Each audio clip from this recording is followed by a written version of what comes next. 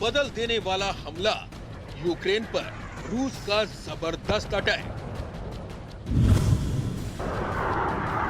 Putin की air strike, टैंकों से धावा, मिसाइल की मार, सायरन की आवाज।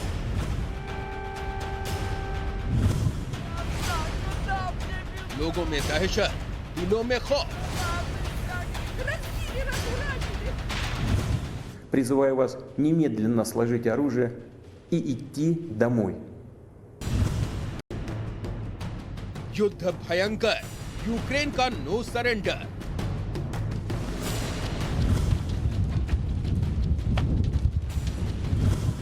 Призываю вас немедленно сложить оружие и идти домой. यूक्रेन ने मांगी पीएम मोदी से मदद। At least his telephone call to Modi about this situation may be to some extent helpful. Putin का आगाज, बाइडेन लेंगे इंतकाम। युद्ध का पहला दिन, तबाही कितने दिन।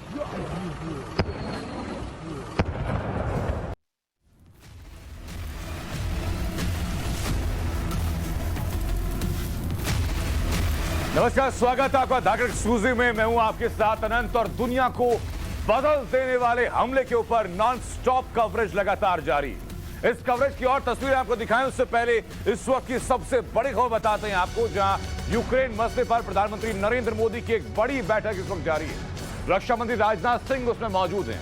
गृह मंत्री अमित शाह इस वक्त पीएम आवास पहुंच चुके हैं और यूक्रेन के हालात पर पीएम के साथ अब चर्चा की जाएगी। एक तरफ जहां यूक्रेन के भारत में राजदूत ये अपील कर रहे हैं कि भारत इस मामले में दखल दे, प्रधानमंत्री नरेंद्र मोदी बात करें फ्रांसीसी रशियन राष्ट्रपति पुतिन के साथ, तो दूसरी तरफ कुछ वक्त पहले भारतीय विदेश मंत्रालय की बैठक हुई और अब ये हाई लेवल मीटिंग होने जा रही है। आपको बता दें कि प्रधानमंत्री नरेंद्र मोदी इसमें शामिल रहेंगे, रक्षा मंत्री राजनाथ सिंह इसमें शामिल रहेंगे, गृह मंत्री अमित शाह इसमें शामिल रहेंगे और इस वक्त रक्षा मंत्री और गृह मंत्री पीएम आवास पर पहुंच चुके हैं और पीएम आवास से पर अब से कुछ ही देर में यह बड़ी बैठक शुरू होने वाली है। ये बड़ी को बता रहे हैं आपको टाइम्स नाउ भारत पर, ये एक्सक्लूसिव खबर बता रहे हैं आपको। यूक्रेन पर प्रधानमंत्री नरेंद्र मोदी की ये बड़ी बैठक, रक्षा मंत्री और गृह मंत्री इस वक्त पीएम आवास पहुंच चुके हैं। कुछ ही वक्त पहले टाइम्स नाउ भारत पर आपको हमने बताया था कि किस तरीके से यूक्रेन की तरफ से प्रधानमंत्री नरेंद्र मोदी से आह्वान किया गया कि आप जाकर बात कीजिए, आप बात कीजिए पुतिन से ताकि इस युद्ध को रोका जा सके। ये यूक्रेन की तरफ से आधिकारिक अपील थी। उसके बाद भारतीय विदेश मंत्रालय की बैठक हुई। इस बैठक के बाद अब ये बड़ी बैठक होने जा रही है। प्रधानमंत्री नरेंद्र मोदी की अध्यक्षता में यह बैठक होगी। इसमें गृह मंत्री शामिल रहेंगे, रक्षा मंत्री शामिल रहेंगे। उसमें कई पहलुओं पर फैसले हो सकते हैं। सबसे पहला फैसला यह हो सकता है कि जो लगभग 20,000 छात्र, भारतीय छात्र यूक्रेन में मौजूद हैं, उनको वापस लाने का क्या तरीका अपनाया जा सकता है। जो प्रवासी भारतीय वहां रहते हैं उनकी सुरक्षा कैसे करनी है, उसको क्या देश वापस लेकर के आना है या कहीं और सुरक्षित जगहों पर उनको लेकर के जाना है।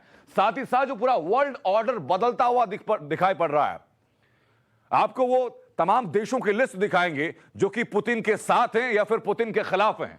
उस वर्ल्ड ऑर्डर पर भारत का स्टैंड क्या है।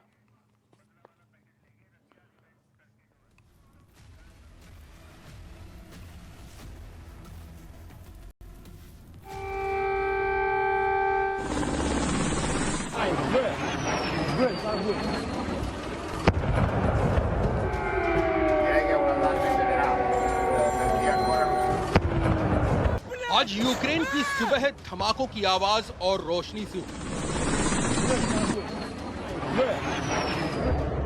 यूक्रेन के लोगों की नींद दिल को दहशत में भर देने वाले इस सायरन के शोर से खुली। देखते ही देखते यूक्रेन के कई शहर रूस की मिसाइलों से गूंज उठे। पूरा यूक्रेन दहशत से दहल उठा। रूस के धमाकों का धुआं आज सूर्य की रोशनी पर भारी पड़ गया। यूक्रेन में हर तरफ तबाही का मंजर था और लोगों में बेतहाशा दहशत। यूक्रेन की इस तबाही और दहशत के पीछे रूस के राष्ट्रपति व्लादिमीर पुतिन का एक बड़ा फैसला है। Народная республика и Луганская народная республика. мною принято решение о проведении специальной военной операции. Ее цель – защита людей, которые на протяжении 8 лет подвергаются издевательствам, геноциду со стороны киевского режима. व्लादिमीर पुतिन ने यूक्रेन पर मिलिट्री ऑपरेशन शुरू कर दिया और इस मिलिट्री ऑपरेशन के लिए यूएन चार्टर के चैप्टर 7 के आर्टिकल 51 का हवाला दिया। पुतिन ने सीधे शब्दों में यूक्रेन के सैनिकों को युद्ध का मैदान छोड़ देने को कहा। Немедленно сложить оружие и идти домой. Поясню. Все военнослужащие украинской армии, которые выполнят это требование, смогут беспрепятственно покинуть зону боевых действий и вернуться к своим семьям. पुतिन का संदेश यूक्रेन की सेना से सरेंडर का है और जो रूस के खिलाफ है उस दुनिया को पुतिन चेतावनी दे रहे हैं। Кто бы ни пытался помешать нам, а тем более создать угрозы для нашей страны, для нашего народа, должны знать, что ответ России будет незамедлительным и приведет вас к таким последствиям, с которыми вы в своей истории еще никогда не сталкивались. Мы готовы к любому развитию событий. पुतिन ने जो चेतावनी दी वो युद्ध की शक्ल में सामने आई, जिसके बाद दुनिया के सामने सबसे बड़ा सवाल यही आया कि क्या पुतिन के इस हमले से दुनिया बदलने वाली है। ऐसा इसलिए कहा जा सकता है क्योंकि पिछले 15 दिन से रूस की तरफ से लगातार यही कहा जा रहा था कि यूक्रेन और रूस के बीच जारी विवाद के बीच में कोई ना आए, यूक्रेन को नाटो के सदस्य देशों का दर्जा न मिले, अमेरिका तो बिल्कुल भी यूक्रेन के मामले में न कूदे। लेकिन अमेरिका की तरफ से लगातार रूस के खिलाफ कड़े बयान जारी होते रहे। यूक्रेन भी पुतिन के सामने सीना ताने खड़ा रहा और अब जबकि रूस ने यूक्रेन पर भीषण हमला बोल दिया है, तब भी यूक्रेन सरेंडर के मूड में नहीं है। Прикордонним загоном. В багатьох містах України було чутно вибухи. Ми вводимо воєнний стан на всій території нашої держави. Хвилину тому я провів розмову з президентом Байденом. Сполучені Штати Америки вже почали гуртувати міжнародну підтримку. यूक्रेन को अमेरिका पर पूरा भरोसा है। यूक्रेन की तरफ से जो रिएक्शन आ रहे हैं वो इसी भरोसे के बाद आ रहे हैं। लेकिन अब सबकी निगाहें अमेरिका पर जा टिकी हैं और वो भी इस सवाल के साथ कि क्या यूक्रेन पर रूस के हमले का बदला लेंगे बाइडेन। रूस के हमले के बाद अमेरिका के राष्ट्रपति की तरफ से जो पहला बयान आया वो रूस को चेतावनी की तरह ही था, जिसमें बाइडेन ने कहा था राष्ट्रपति पुतिन ने युद्ध को चुना है और इससे लोगों की जान और मानवता का भारी नुकसान होगा। मौत और तबाही का जिम्मेदार सिर्फ रूस होगा। अमेरिका अपने सहयोगियों के साथ मिलकर रूस को जवाब देगा। दुनिया रूस की जवाबदेही तय करेगी। तो क्या बाइडेन के इस बयान के बाद ये माना जाए कि अमेरिका पुतिन को मिसाइल का जवाब मिसाइल से ही देगा? ऐसी आशंका इसलिए भी है क्योंकि यूक्रेन को जहां एक तरफ अमेरिका पर साथ देने को लेकर पूरा भरोसा है, वहीं बाइडेन ने G7 के देशों के साथ मिलकर बड़ी रणनीति बनाने की बात कह दी है। उधर नाटो सेनाएं भी फाइनल हुक्म का इंतजार कर रही हैं, जिसके बाद तबाही की कैसी तस्वीर आ सकती है, इसकी कल्पना से ही पूरी दुनिया की रूह कांप उठी है। ब्यूरो रिपोर्ट, टाइम्स नाउ, नव भारत। यूक्रेन में जिस वक्त रूसी सेनाएं घुसी, भयानक मंजर वहां रहा। लेकिन सबसे ज्यादा कंसर्न की बात यह भी है कि वहां जो भारतीय फंसे हुए हैं उनका क्या। लगभग 20,000 से ज्यादा भारतीय छात्र वहां पर मौजूद हैं, जिनको लगातार कोशिश की जा रही है, जो कोशिश कर रहे हैं वहां से निकलने के लिए। लेकिन स्टेशन पहुंच रहे हैं तो ट्रेन रद्द कर दी गई है, एयरपोर्ट पहुंच रहे हैं तो वहां पर फ्लाइट रद्द कर दी है। क्या कहना है उनका, ये सुनवाते हैं सीधा आपको कि क्या कह रहे हैं वहां के भारतीय। यूक्रेन में हूं अभी और यहाँ पे जो सिचुएशन है वो बहुत ज्यादा खराब हो चुकी है और मैं यहाँ पे इंडियन स्टूडेंट का प्रेसिडेंट हूँ, इवानो फ्रैंकिस नेशनल मेडिकल यूनिवर्सिटी का। और यहाँ पे सुबह से रशिया ने बॉम्बिंग कर रखी है। यहाँ पे हर 15 मिनट में किसी न किसी सिटी के अंदर बॉम्ब फट रहा है और यहाँ पे कंडीशंस बहुत ज्यादा बेकार हैं। और हम लोग इसलिए जुड़े हैं कि हम इंडियन गवर्नमेंट से, मिनिस्ट्री ऑफ एक्सटर्नल अफेयर से, सबसे हाथ जोड़ के विनती करते हैं कि हम लोगों को प्लीज यहाँ से निकाल लीजिए, क्योंकि कंडीशंस बहुत ज्यादा खराब है यहाँ पे। क्योंकि फूड यहाँ पे मार्केट्स में खत्म हो चुका है, एटीएम्स में पैसे नहीं है, विड्रॉल नहीं कर सकते हो आप, सारी चीजें बंद हो चुकी हैं क्योंकि यहाँ कंडीशंस बहुत बेकार है। और अगला बम ब्रिंग पता भी नहीं है कहाँ पे होगी, किस जगह होगी। हम सब लोग जुड़े हुए हैं, हम सबसे, इंडियन गवर्नमेंट से, सबसे बस यही रिक्वेस्ट करते हैं, हमें जल्द से जल्द यहां से निकाल लीजिए, प्लीज यहां से निकाल लीजिए जल्द से जल्द। मेरे साथ और भी मेरे यूनिवर्सिटी के दोस्त। नॉर्थ अटलांटिक ट्रीटी ऑर्गेनाइजेशन 30 देश सदस्य हैं, लेकिन अब आपको उनके 10 देशों की तस्वीरें दिखाते हैं और वो 10 देशों की दूरी बताते हैं आपको कि जहां जहां पर स्ट्रेटेजिक तरीके से सेनाएं तैनात कर दी गई हैं। आप ये देखिए, ये बीच में यूक्रेन आपको दिखाई पड़ेगा, इसके सबसे नजदीक आपको दिखाई पड़ेगा लिथुआनिया, जो कि यहां से 11,133 किलोमीटर दूर है, नाटो कंट्री है। यूक्रेन से लातविया 1,315 किलोमीटर दूर है। एस्टोनिया, जहां पर तैनाती की गई है, 1,520 किलोमीटर दूर है। इसके अलावा आप इधर आ जाइए तो पोलैंड की बात कीजिए, 1,133 किलोमीटर दूर इसकी दूरी यूक्रेन से। यहां ठीक स्थित है आपका चेक रिपब्लिक, 1,133 किलोमीटर दूर। हंगरी, जहां से कि भारतीयों को लाने की बात हो रही है, 1,200 किलोमीटर दूर। रोमानिया यहां से 780 किलोमीटर दूर है और टर्की यहां से 1,700 किलोमीटर दूर है। ये वो 10 देश बता रहे हैं आपको नाटो कंट्रीज के, जहां नाटो फोर्सेस को तैनात कर दिया गया है। और नाटो ने चेतावनी भी दी है इस मामले में। नाटो ने चेतावनी भी दी है कि उसके जितने एलाइज हैं उनकी सुरक्षा करना नेटो संगठन की प्रतिबद्धता है और प्राथमिकता है, और इसी के चलते इन तमाम जगहों पर नेटो फोर्सेस को तैनात कर दिया गया है। ये तस्वीरें लगातार आपको हम दिखा रहे हैं और साथ ही साथ आज चर्चा के लिए जो खास मेहमान हमारे साथ जुड़ रहे हैं उनका तारुफ भी कराते हैं। एसजी मुनी हमारे साथ हैं, पूर्व राजनयिक हैं। हमारे साथ सुनील गर्ग हैं, अर्थशास्त्री हैं। और हमारे साथ कर्नल एस डिन्नी हमारे साथ जुड़ चुके हैं, रक्षा विशेषज्ञ हमारे साथ जुड़ चुके हैं। हमारे साथ lieutenant general retired Sanjay Kulkarni भी इस चर्चा का हिस्सा है। सबसे पहले मुनी साहब, मैं आप ही से जानना चाहूंगा कि मौजूदा सिचुएशन को आप कैसे देख रहे हैं, अब आगे क्या?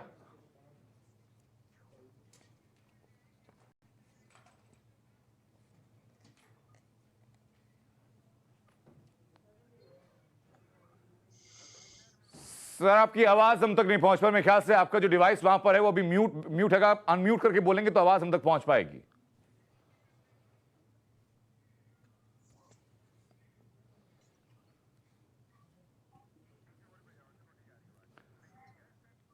आपकी आवाज हम तक नहीं पहुंच पा रही सर। मैं वापस लौटूं, लेकिन इस वक्त संजय कुलकर्णी सर हमारे साथ लगातार बने हुए। सर, जिस तरीके से अटैक किया रूसी सेनाओं ने यूक्रेन में घुस करके, और जितने सैन्य ठिकाने थे चुन चुन कर वहां पर अटैक किया गया है, ये इंटेलिजेंस की कामयाबी आप कहें, या चूंकि सोवियत यूनियन का पहले हिस्सा रहा है यूक्रेन, इसलिए उनको पहले से जानकारी रही थी?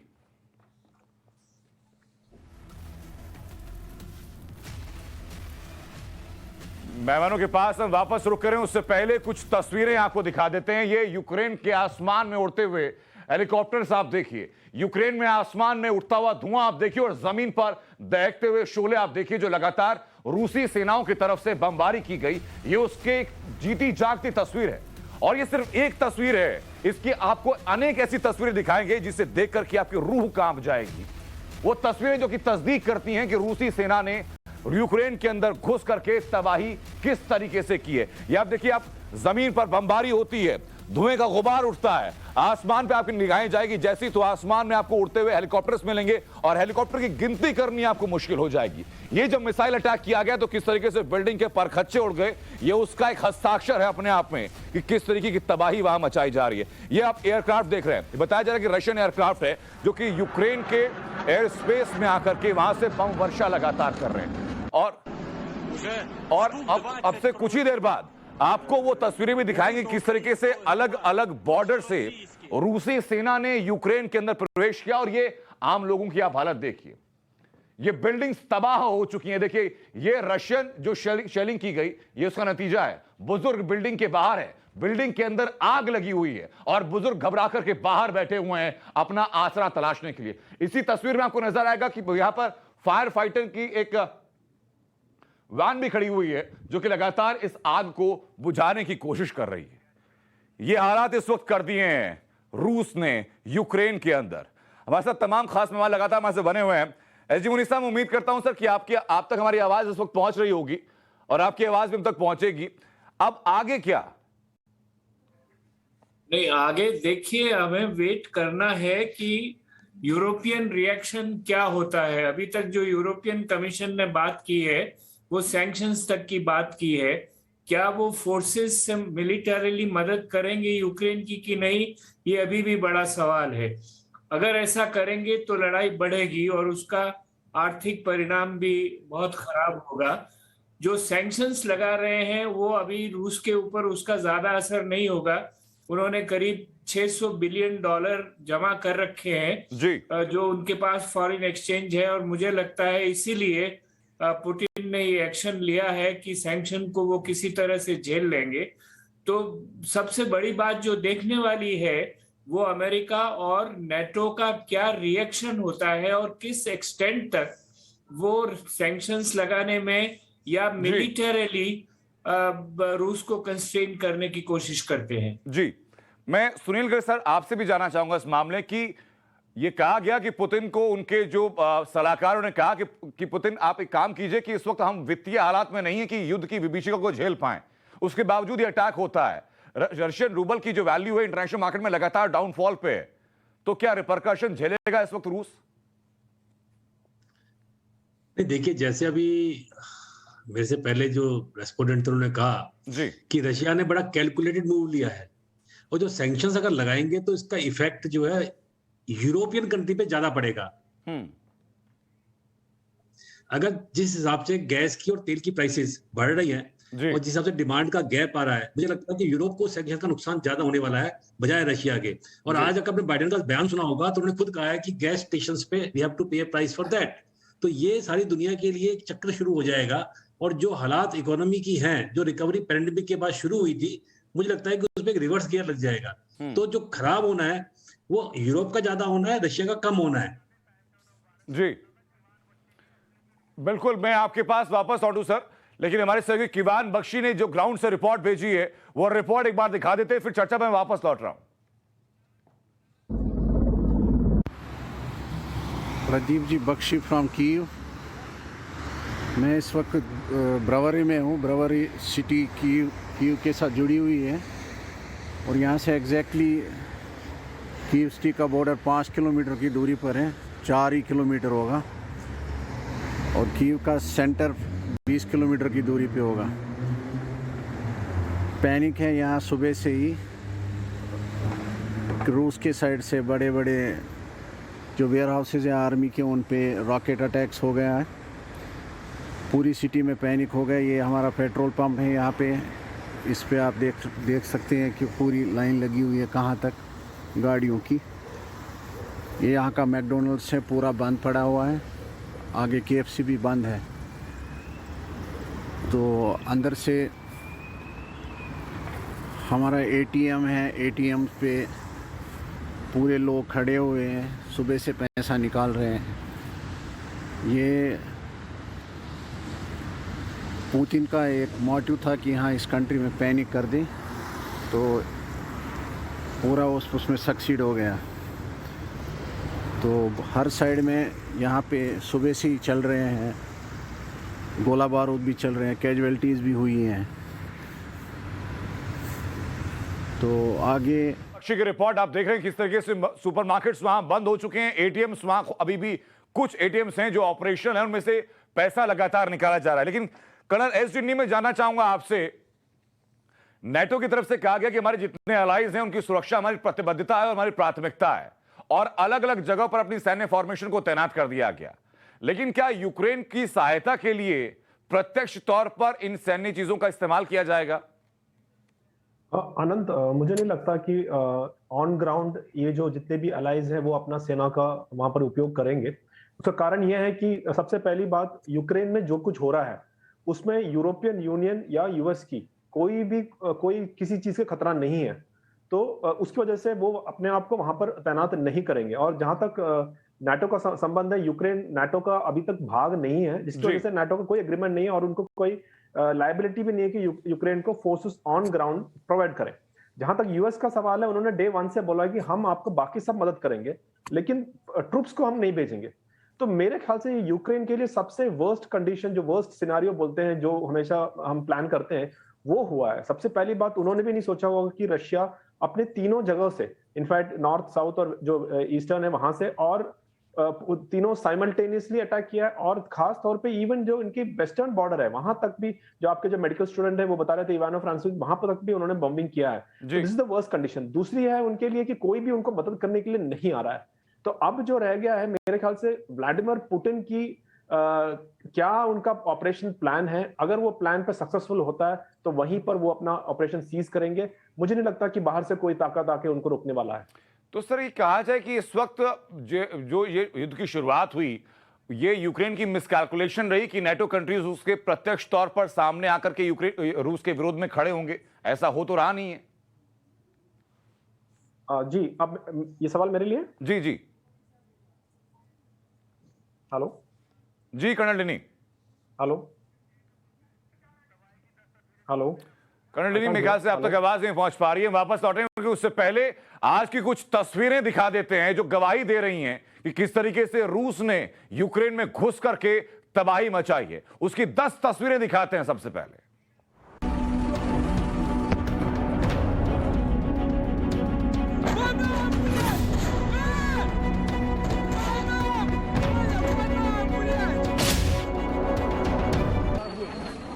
यूक्रेन के अलग अलग शहरों से लगातार धमाके की खबरें सामने आई। सुबह तड़के सबसे पहले कीव की राजधानी में हुए धमाके की ये तस्वीर दिखाई दी। यूक्रेन की राजधानी कीव के बाद ही यूक्रेन के एक और शहर ओडेशा में भी जोरदार धमाका हुआ। एक और जहां रूस ने यूक्रेन के अलग अलग शहरों में कई धमाके किए, तो वहीं रूस की आर्मी भी क्रीमिया के रास्ते यूक्रेन में दाखिल हो गई। रूसी आर्मी के टैंकों का जखीरा रूस में दाखिल होते हुए नजर आया। रूस के हमलों के बाद ही यूक्रेन की राजधानी कीव एयर अटैक के सायरन से गूंज उठी।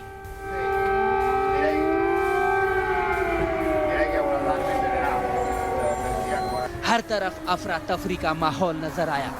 कीव छोड़ने के लिए लोग सड़कों पर उतर आए, जिससे लंबा जाम लग गया।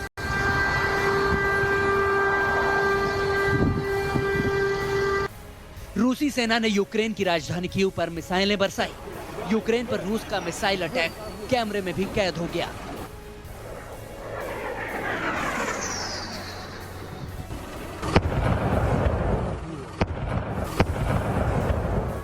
यूक्रेन के एक और शहर खार्किव में भी रूसी सेना ने मिसाइल से हमला किया है।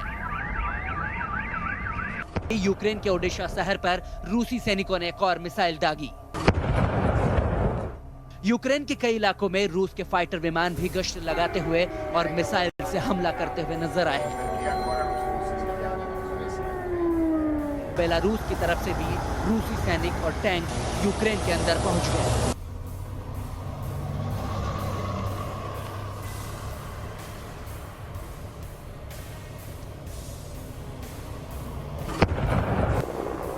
यूक्रेन की सेना भी रूस के हमलों का जवाब दे रही है।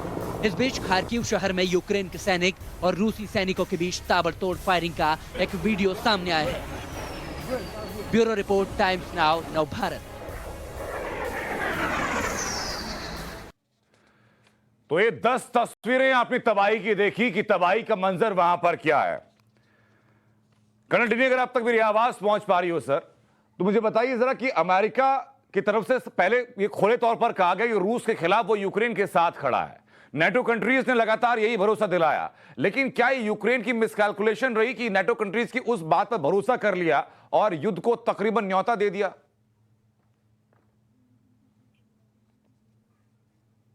मुझसे पूछ रहे हैं मेरे लिए आनंद? मेरा सवाल ही सर कर्नल दिल्ली से। ओके, आपका बिल्कुल असेसमेंट करेक्ट है ये कि यूक्रेन ने कभी एक्सपेक्ट नहीं किया कि इस तरह से रशिया उनके ऊपर अटैक करेगा। और साथ में यहां पर मैं यूएस का रोल को भी हमें उस नजर से देखना पड़ेगा कि उन्होंने लगातार यूक्रेन को रशिया के सामने एक पपेट की तरह रखा। और वहां पर आपको पता पिछले साल भी जो वेस्टर्न यूक्रेन है वहां पर उन्होंने जॉइंट एक्सरसाइज भी किए। तो जहां पर रशिया अपना कॉन्स्टेंटली अपना जो सिक्योरिटी कंसर्न्स ये बोले आ रहा है कि आपने नाटो में से 14 में से 30 में से 14 कंट्रीज जो है 1997 के बाद आपने फॉर्म उनको भाग में ले लिया है, यूक्रेन को मत करो करके काफी दिन से बोल रहे हैं। लेकिन उसके बावजूद यूएस ने वो बात मानी नहीं और लगातार यूक्रेन को फंडिंग हो चाहे आर्म्स हो ये सब सप्लाई कर रहे हैं। अगर आपका एक छोटा सा चीज मैं इसको याद दिलाना चाहूंगा पिछले महीने जनवरी 21 को जब जर्मन नेवल एडमिरल जो नेवल चीफ था, उन्होंने इंडिया में आया था और उन्होंने एक स्टेटमेंट किया था जिसकी वजह से उनको इस्तीफा भी देना पड़ा। उसमें क्या बोला था उन्होंने ये बोला था कि भाई यूक्रेन को नाटो बनाना एक स्मार्ट मूव नहीं है, और उन्होंने ये भी कहा था कि हमारा एक्चुअल जो एनिमी है या एडवर्सरी है वो चाइना है, उससे नजर ना हटे। और ये हालत हो गई थी कि उनको इस्तीफा देना पड़ा। तो ये with in European union also सबको पता है कि यूक्रेन का जो मामला है। लेकिन इसी बीच सर भारत की स्थिति क्या है, क्योंकि यूक्रेन ने अपील की है भारत से कि वो इंटरफेयर करे और पुतिन से बात करे, ये मैं जानूंगा मोनी साहब आपसे। लेकिन उससे पहले मैं सीधा न्यूज रूम का रुख करूंगा जहां मेरे सहयोगी हिमांशु इस वक्त मौजूद है। हिमांशु, मैप के जरिए आपको बताएंगे कि अभी तक का पूरा घटनाक्रम क्या रहा है। हिमांशु। बिल्कुल अनंत, वो मैप के जरिए मैं यहां पर बताऊंगा कि किस किस जगह पर जो यूक्रेन है वहां पर रूस की सेना ने घुसपैठ की, और वो पूरी जानकारी यहां पर मैं आपको देता हुआ नजर आऊंगा कि किस जगह पर जो यूक्रेन का नक्शा है वहां पर कहां कैसे रूस की सेना ने वहां पर घुसपैठ की है और यूक्रेन पर कब्जा करने की कोशिश यहां पर की जा रही है। कई जगह पर बम धमाके भी हुए हैं और वो डिटेल जानकारी यहां पर दी जाएगी। जैसे कि बताया जा रहा है कि खेरसन है और इसके साथ क्वीव है और साथ ही लीव है, ये वो जगह है जहां पर जो रूस की सेना है वो अंदर तक पहुंची है, जहां पर कई हमले भी किए गए हैं और पूरी तरह से यहां पर कब्जा करने की कोशिश की जा रही है। जी अब देखिए ये वो नक्शा है यूक्रेन का जिसके बारे में बताया जा रहा है। अब हालांकि यहां पर आप देखेंगे कि खेरसन क्षेत्र पड़ता है, ये ब्लैक सी के साइड में, यहां से एक हमला किया गया है और यहां से घुसपैठ करने की कोशिश की गई है। दूसरी तरफ आप यहां पर देखेंगे ये पूरा क्षेत्र पड़ता है क्वीव, जहां पर घुसपैठ की गई है और यहां तक रूस की सेना पहुंच गई है। और कई जगहों पर ये यूक्रेन का जो मैप है यहां पर कई जगह पर हम बता रहे हैं आपको जहां जमकर बमबारी की गई है। हिमांशु 10 नाटो देश भी हैं जो आप दिखा रहे हैं जहां पर कि इस वक्त डिप्लॉयमेंट की गई है। मैं वापस आपके पास लौटूंगा, लेकिन इस वक्त तमाम मेहमान हमारे साथ लगातार बने हुए। एसजी मुनीर साहब, मैं जानना चाहूंगा आपसे कि इस वक्त भारत का स्टैंड क्या है। ये ऐसा वक्त है जबकि 23 साल बाद किसी पाकिस्तानी प्रधानमंत्री को रूस ने आमंत्रित किया, इमरान खान रूस में है, तो यूक्रेन भारत से गुहार लगा रहा है कि प्रधानमंत्री नरेंद्र मोदी पुतिन से बात करें। देखिए, भारत संतुलित संबंध रख रहा है अमेरिका से, यूरोप से और रूस से। रूस के साथ हमारे और बहुत सारे आयाम हैं रिश्तों के, और भारत ने पहले भी कहा है कि शांति चाहते हैं, डिप्लोमेसी से बात होनी चाहिए। अब उस सीमा से तो हम लोग आगे निकल गए, लड़ाई तो शुरू हो गई है। मैं नहीं समझता हूं कि भारत का कोई बहुत बड़ा प्रभाव रूस पे इस समय ये रहेगा कि वो उसके कहने से लड़ाई को रोक दे, और न यूरोप और अमेरिका को हम किसी इस बात पे राजी कर सकते हैं कि वो रूस के जो कंसर्न्स हैं उनको एकोमोडेट करने की कोशिश करे। तो भारत को एक इंडिपेंडेंट पोजीशन रखनी चाहिए, शांति की बात करनी चाहिए और कोशिश ये करनी चाहिए कि अगर मामला वापस डिप्लोमेसी में आ जाए लड़ाई से हटकर तो अच्छा होगा। उसके अलावा भारत ज्यादा कुछ इसमें नहीं कर सकता है, ऐसा मेरा मानना है। जी, मैं वापस आपके पास लौट रहा हूं सर। इसी बीच की तस्वीरें वो भी सामने आई थी जहां रशियन आर्मी ने मिसाइल अटैक किया यूक्रेन के अंदर। जैसे कि हिमांशु बता रहे कि यूक्रेन के किस किस हिस्से को मिसाइल से अटैक किया गया। हिमांशु, देखिए यूक्रेन की उन जगहों के बारे में हमने आज सुबह से बता रहे हैं जहां पर हमला किया गया है, बमबारी की गई है, मिसाइल से हमले किए गए हैं। और सबसे पहले खबर टाइम्स नाउ भारत ने यहां पर दिखाई है। अब यहां पर देखिए यूक्रेन पर मिसाइल अटैक किया गया, कहां किया गया, ये जो आप देख रहे हैं सबसे पहले धमाका ये क्वीव जो कि यूक्रेन की राजधानी है वहां पर किया गया। उसके बाद हमने खार्किव में भी कई तस्वीरें देखी है जहां पर कई बम गिराए गए हैं। उसके बाद क्रामाटोर्स्क में भी देखा गया, बार्डियांस्क में भी देखा गया, ओडेसा में सबसे ज्यादा बमबारी हुई है, मिसाइल से हमले यहां पर किए गए हैं। और आपको याद होगा ना, जब हम बात कर रहे थे ओडेसा ही वही जगह है जहां पर सैन्य जो बेस है उसको निशाना बनाया गया है। इसके साथ ही बोरिस्पल एयरपोर्ट पर निशाना किया गया है, क्वीव जो राजधानी उसको हमला किया गया है। तो ये देखिए यूक्रेन का मैप है और ये वो जगह है जहां पर सबसे ज्यादा बमबारी की गई है, हमला किया गया है। यानी बहुत कम ऐसे एरिया बचा है यूक्रेन में जहां पर हमला नहीं किया गया। बिल्कुल हिमांशु, वापस लौट रहा हूं, लेकिन जो भारत के स्टैंड की हम लोग बात करते हैं, इस वक्त प्रधानमंत्री नरेंद्र मोदी बैठक कर रहे हैं, रक्षा मंत्री उसमें मौजूद हैं, गृह मंत्री उसमें मौजूद हैं और पूरी दुनिया की निगाहें इस वक्त भारत के स्टैंड पर हैं।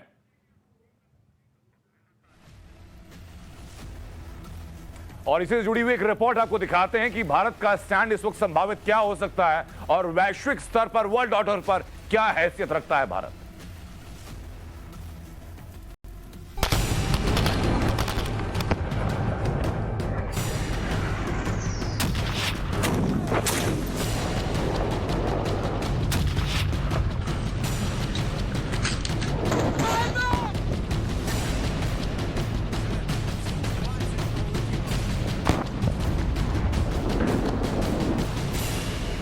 एक तरफ यूक्रेन में रूस के धमाके हो रहे हैं, आसमान से मिसाइलें बरस रही हैं, जमीन पर टैंक गरज रहे हैं, तो दूसरी ओर भारत में यूक्रेन के राजदूत प्रधानमंत्री नरेंद्र मोदी से इस संकट में दखल देने की अपील कर रहे हैं। भारत को शांति का सबसे बड़ा रक्षक बताते हुए पुतिन से मोदी के बेहतर संबंधों का हवाला दे रहे हैं। यूक्रेन की इस अपील पर भारत सरकार की तरफ से अभी तक कोई खास प्रतिक्रिया सामने नहीं आई, लेकिन रूस यूक्रेन संकट पर पहला आधिकारिक बयान जरूर सामने आया और रक्षा मंत्री राजनाथ सिंह ने शांति बनाए रखने की अपील की और बातचीत के जरिए समाधान निकालने को कहा। वैसा है कि वैसे सरकार ने पहले भी एडवाइजरी जारी की थी और साथ ही उनको की है, प्लेन्स वगैरह भेजे गए हैं, लेकिन वहाँ की ऐसी स्थिति है कि अब शायद यहाँ तक मुझे जानकारी है कि अभी प्लेन लैंड नहीं कर पा रहा है, लेकिन उसको लेकर सरकार चिंतित है। वैसे यूक्रेन ये बात जानता है कि भारत और रूस के प्रगाढ़ संबंध दशकों पुराने हैं और ये भी सच है कि संयुक्त राष्ट्र में भारत के स्थायी प्रतिनिधि टीएस तिरुमूर्ति ने तनाव पर चिंता जताई, लेकिन रूस के फैसले की आलोचना नहीं की, जिसे लेकर रूस ने भारत की प्रशंसा की। भारत में रूस के कार्यकारी राजदूत रोमान बाबुश्किन ने बयान दिया कि पूर्वी यूक्रेन पर भारत की प्रतिक्रिया बिल्कुल स्वतंत्र रही है। रूस पर नए प्रतिबंधों के कारण भारत में S-400 मिसाइल सिस्टम की डिलीवरी भी प्रभावित नहीं होगी। लेकिन अब जरा ये तस्वीर भी देखिए, क्योंकि कहानी कुछ और भी है। जिस वक्त यूक्रेन में रूस की मिसाइलें बरस रही हैं, यूक्रेन में रूसी हमलों से जाने जा रही हैं, ऐसे वक्त में पाकिस्तान के प्रधानमंत्री इमरान खान मॉस्को में मेहमान बनकर पहुंचे हैं। मॉस्को में इमरान ने पुतिन से मुलाकात की। इस मुलाकात के बाद दुनिया को यही लगा कि रूस और पाकिस्तान की कोई नई जोड़ी न बन जाए, और चीन तो पहले से ही रूस के सुर में सुर मिला रहा है। ऐसे में ये तिकड़ी बनी तो भारत के लिए हिंद प्रशांत क्षेत्र में मुसीबत खड़ी हो सकती है। लेकिन रूस की तरफ से पहले ही इस चिंता को दूर करने वाली सफाई आ गई। भारत में रूस के कार्यकारी राजदूत ने पाकिस्तान को आईना दिखाते हुए कह दिया कि पाकिस्तान के पीएम इमरान खान रूस दौरे पर हैं। इससे भारत और रूस के संबंध प्रभावित नहीं होंगे। पाकिस्तान और रूस के संबंध अभी सैन्य साझेदारी के स्तर के नहीं हैं और रूस साफ तौर पर मानता है कि कश्मीर एक द्विपक्षीय विवाद है। यानी इमरान मॉस्को में भारत के खिलाफ रूस का साथ पाने का जो सपना देखने गए हैं, कश्मीर पर दुष्प्रचार करने की जो चाल चलने गए हैं, रूस को भारत के खिलाफ भड़काने का प्लान बनाकर गए हैं, उसमें उन्हें कामयाबी तो बिल्कुल भी नहीं मिलने वाली है। अलबत्ता ये जरूर है कि रूस यूक्रेन संकट में जब हर शक्तिशाली देश युद्ध पर आमादा है, पाकिस्तान मौके की तलाश में है, तब दुनिया भारत की ओर उम्मीद भरी नजरों से देख रही है। भारत से बड़ी पहल की उम्मीद पाले बैठी है। यानी रूस यूक्रेन के संकट के समय भी शांति प्रिय हिंदुस्तान का दम पूरी दुनिया शिद्दत से मान रही है। Bureau report, times now Navbharat. Bharat से क्या आकांक्षाएं हैं, क्या उम्मीदें हैं, इसकी रिपोर्ट आपको दिखाई हमने। दो हमारे मेहमान लगातार हमारे साथ बने हुए हैं। एसजी मुनी पूर्व राजनयिक हमारे साथ हैं और कर्नल डिन्नी हमारे साथ रक्षा विशेषज्ञ लगातार बने हुए हैं। मुनी साहब, मैं समझना चाहूंगा आपसे इस वक्त कि अमेरिका का अगला स्टेप क्या हो सकता है। अमेरिका ने लगातार यूक्रेन को भरोसा दिया कि वो उसके साथ है, लेकिन अमेरिका ने यह भी कहा है कि हम अपने दूसरे सहयोगियों के साथ मिलकर इस बात का जवाब देंगे। तो इस पे डिपेंड करता है कि यूरोपियन यूनियन क्या डिसाइड करती है। उसके अलावा नेटो का फ्रेमवर्क भी है, जिसमें अमेरिका और यूरोप साथ मिलकर ये सोचेंगे कि क्या कर सकते हैं। जहां तक मेरी समझ है, मैं नहीं समझता हूं कि नेटो लड़ाई लड़ेगा यूक्रेन के लिए। ज्यादा से ज्यादा वो इकोनॉमिक सैंक्शंस उनके ऊपर लगाएंगे। अगर पॉसिबल होगा तो हथियार यूक्रेन को देंगे, और कैसे और क्या हथियार देते हैं ये भी एक देखने वाली बात है। इससे ज्यादा मैं नहीं समझता हूं कि यूरोप और अमेरिका अभी कुछ करेंगे या लड़ाई को और आगे बढ़ाने की तरफ कोई कोशिश करेंगे, ऐसा मेरा मानना है। लेकिन संभावित आगे मिलिट्री एक्शन क्या हो सकता है, कर्नल डिन्नी, मैं आपसे जानूंगा। उससे पहले जब तक की जंग की 10 तस्वीरें टाइम्स नाउ नवभारत पर हमने दर्शकों को दिखाई, अब उस जंग के बाद जो दर्द की तस्वीरें सामने आई हैं वो भी दिखा देते हैं एक बार।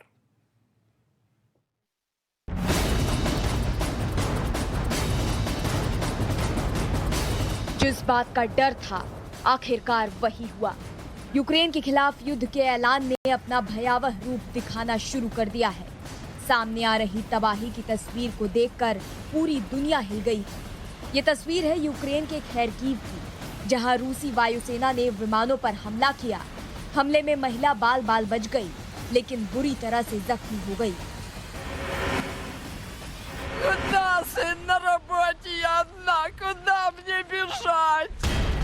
खौफ की एक और तस्वीर देखिए। महिला अपनी जान बचाने की गुहार लगा रही है। तस्वीर है रूस यूक्रेन सीमा के द्रा की। रूस की सेना ने सीमा से सटे दाश क्षेत्र पर कब्जा कर लिया है। लोग अपनी जान बचाकर भाग रहे हैं, लेकिन इस महिला को नहीं मालूम कि अपनी जान बचाकर कहां जाए।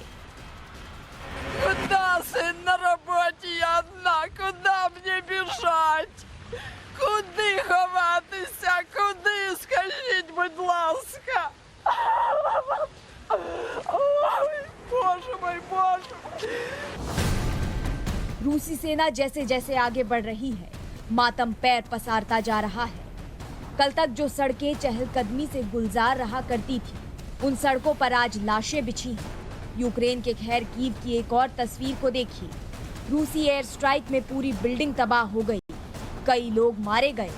रूसी हमले के बाद यूक्रेन के हर शहर से ऐसी ही भयावह तस्वीरें सामने आ रही हैं। जो मारे गए वो लावारिस लाश बनकर यहाँ वहाँ पड़े हुए हैं, और जो जिंदा हैं वो अपनी जान बचाने के लिए यहाँ वहाँ भाग रहे हैं।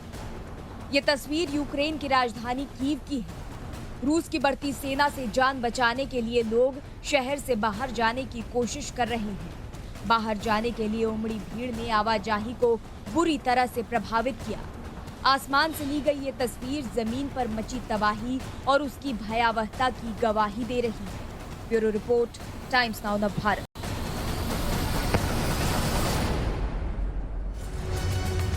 तबाही और दर्द की तस्वीरें आपको दिखाई। इसी बीच बड़ी खबर सामने आ रही है कि जो हाई लेवल बैठक चल रही थी प्रधानमंत्री नरेंद्र मोदी, रक्षा मंत्री राजनाथ सिंह और गृह मंत्री अमित शाह के बीच, जिसके बाद ये सूत्रों के बारे से जानकारी सामने कि प्रधानमंत्री नरेंद्र मोदी आज व्लादिमीर पुतिन से बात कर सकते हैं।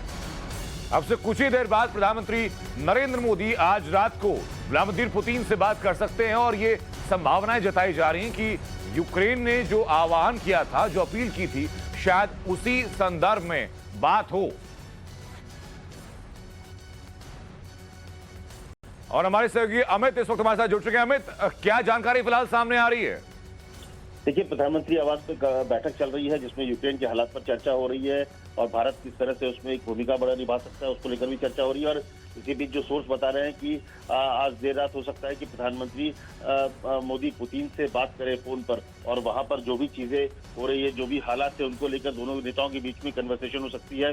वैसे भी पुतिन के साथ बहुत ही अच्छा रिलेशन है प्रधानमंत्री मोदी का, और शायद यही वजह थी कि यूक्रेन के जो एम्बेसडर थे उन्होंने एक अपील की थी कि प्रधानमंत्री मोदी को इस पूरे मामले में बात करनी चाहिए। और ऐसे में प्रधानमंत्री मोदी, क्योंकि अगर आप देखें तो पिछले जब से मोदी प्रधानमत्री बने हैं तब से एक ग्लोबल लीडर के तौर पर उनकी अपनी भूमिका रही है।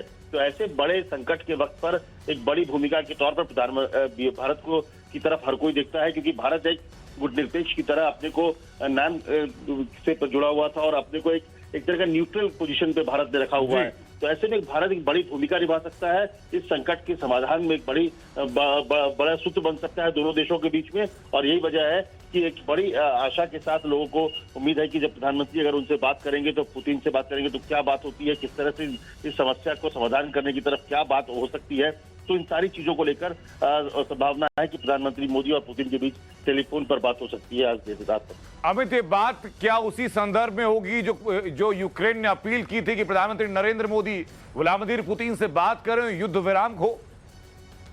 देखिए, मुझे लगता है कि ये अभी से ये कहना है कि किस लाइन पर बात होगी, ये थोड़ा बहुत जल्दबाजी होगी। लेकिन हाँ, निश्चित तौर पर अगर पुतिन के साथ प्रधानमंत्री मोदी बात करेंगे तो इस दौरान वो सारी बातें होंगी, और जो वहां पर मौजूदा हालात है, क्यों ऐसी स्थिति बनी है और किस तरह से वहां पर इस चीज को संकट से उबारने में भारत क्या भूमिका निभा सकती है, भारत क्या कर सकता है, और प्रधानमंत्री मोदी इस बारे में निश्चित तौर पर अपनी बात रखेंगे। और मुझे लगता है कि ये सारी बातें उस चर्चा में होंगी, और क्योंकि भारत जो है, अगर आप देखें तो उसका जो स्टैंड है, अभी 2 दिन पहले ही जब भारत अपना स्टैंड रखा तो उन्होंने बड़ी क्लियरली इस पूरे मामले में उन्होंने कहा कि शांति चाहते हैं, लेकिन एक न्यूट्रल की तरह की भूमिका थी, क्योंकि भारत के जो पुराने रिश्ते हैं अमेरिका रूस से, वो जाहिर है पुराना रिश्ता उसको बनाए रखना चाहता है और एक सबसे मजबूत दोस्त के तौर पर रूस है। लेकिन अमेरिका भी दोस्त है और मोदी ने प्रधानमंत्री बनने के बाद भारत को कुछ ग्लोबल स्तर पर एक बड़े देश के तौर पर ले गया, जहां पर एक बड़ी भूमिका में भारत आज की डेट में है।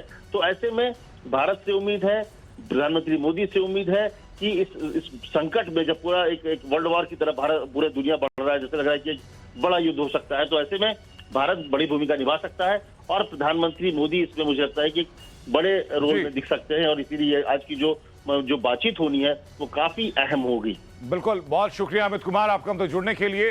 तो अमित हमारे सहयोगी बात जानकारी दे रहे हैं कि जो हाई लेवल मीटिंग अभी चल रही है, उस मीटिंग से सूत्रों के हवाले से जानकारी सामने की आज रात प्रधानमंत्री नरेंद्र मोदी व्लादिमीर पुतिन से बात कर सकते हैं और हो सकता है कि प्रीमेच्योर हो कहना इस बारे में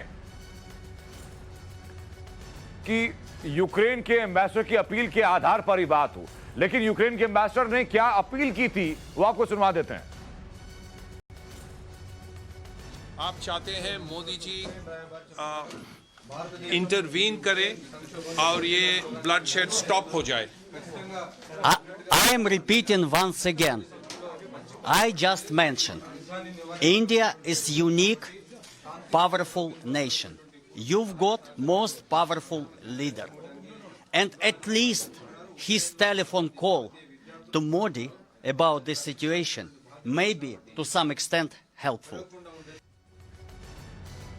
इगोर पोल्को को आप सुन रहे थे, जो कि भारत में यूक्रेन के राजदूत हैं। वो कह रहे हैं कि भारत एक यूनिक, एक पावरफुल नेशन है और इस संभावनाएं हो सकती हैं कि प्रधानमंत्री नरेंद्र मोदी अगर बात करें तो चीजें शायद बेहतर हो सकेगी। संजय चौधरी ने उनसे अभी बात की थी, तो यूक्रेन ने पीएम मोदी से जिस तरीके से मदद मांगी वो आपके सुनाया, और जो अब सूत्र को ऐसे जानकारी सामने आ रही है कि आज रात प्रधानमंत्री नरेंद्र मोदी बात कर सकते हैं व्लादिमीर पुतिन से। एच मुनीर साहब, आप ये संभावनाएं देखते हैं, यह प्रीमेच्योर होगा कहना कि यूक्रेन की अपील के आधार पर यह बात होने जा रही है? नहीं, देखिए, रूस ने ये कहा है कि हम यूक्रेन के मिलिट्री एस्टैब्लिशमेंट्स को खत्म करेंगे। तो मोदी जी ये बात बता सकते हैं कि अगर मिलिट्री जो अटैक 2 दिन से हो रहे, आज और कल होंगे, उसके बाद में सीज फायर होना चाहिए, क्योंकि पीस इंडिया के इंटरेस्ट में भी है, वर्ल्ड के इंटरेस्ट में है, और कोई ऐसी बात नहीं करे जिससे कि एस्केलेशन हो लड़ाई का।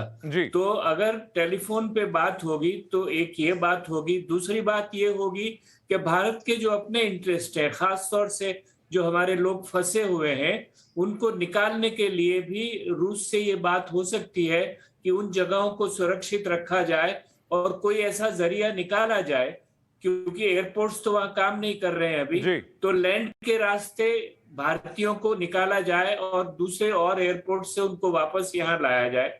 जो इकोनॉमिक कॉन्सिक्वेंसेस होंगे वो तो इस बात पे डिपेंड करेगा कि किस तरह की सैंक्शंस लगती हैं और यूरोप क्या करता है, लेकिन इमीडिएटली जो बात होगी वो भारत के इंटरेस्ट की और विश्व शांति के इंटरेस्ट की बात होगी। जी, एक संभावना बीच में आई थी सर कि संभावनाएं बन सकती हैं कि जो भी वहां पर भारतीय हैं या बाकी जो फंसे हुए लोग हैं उनको पोलैंड लाया जाए, वहां से हंगरी ले जाकर के वहां से इवैक्यूएट किया जाए। क्या संभावना आपको दिखाई पड़ती है इस बात की? हाँ, ये पॉसिबिलिटी है। मैंने कहा ना, लैंड के रास्ते भी हवाई जहाज तो वहां चल नहीं रहे हैं, अभी चल भी नहीं सकते हैं इस माहौल में, तो लैंड के रास्ते उनको जल्दी से जल्दी जहां कहीं से भी निकल सकते हो निकाल कर भारत लाया जाए ताकि उनकी रक्षा हो सके। जी, कर्नल ढिल्ली, एक बात मैं समझना चाहूंगा आपसे कि रूस चुन कर यूक्रेन के अंदर जो सैन्य ठिकाने हैं, चाहे वो हवाई पट्टियां हो, चाहे वो एयरपोर्ट्स हो, चाहे वो वेयर हाउसेज हो, उन्हीं को निशाना बना रहा है। तो ये रूस की इंटेलिजेंस की रिपोर्ट के आधार पर ऐसा हो रहा है, जो कि हालिया दिनों में एक्सेस की गई है, या फिर चूंकि सोवियत संघ का पहले यूक्रेन हिस्सा रह चुका है तो रूस को पहले से इन स्ट्रेटेजिक लोकेशंस की जानकारी थी?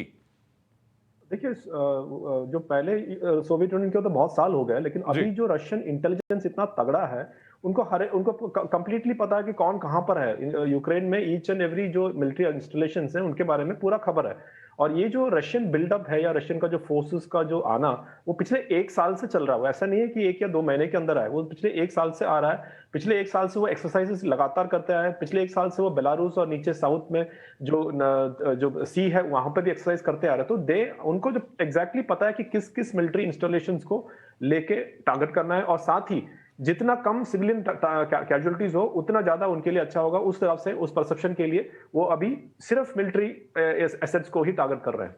जी, लेकिन सैन्य क्षमता के आधार पर अगर यही पैटर्न चलता है और हमें फर्ज करें कि नाटो की तरफ से कोई भी मिलिट्री एक्शन नहीं किया जाएगा इस आधार पर कि भाई यूक्रेन अभी नाटो का हिस्सा नहीं है, तो रूस के सामने कितने वक्त तक ठहर पाएगा यूक्रेन? बिल्कुल नहीं ठहर पाएगा, बिकॉज ये तो तय है कि नाटो वहां पर कोई फोर्स नहीं भेजेगा। ये तो ऑलरेडी उनका चेयरमैन ने भी बता दिया कि हम फोर्स को नहीं भेजेंगे। अपना अपना इंडिविजुअल अगर कोई कंट्री भेजना चाहता है वो अलग है, नाटो एज सच नहीं भेजेंगे, वो एक बैन उनका आ गया है।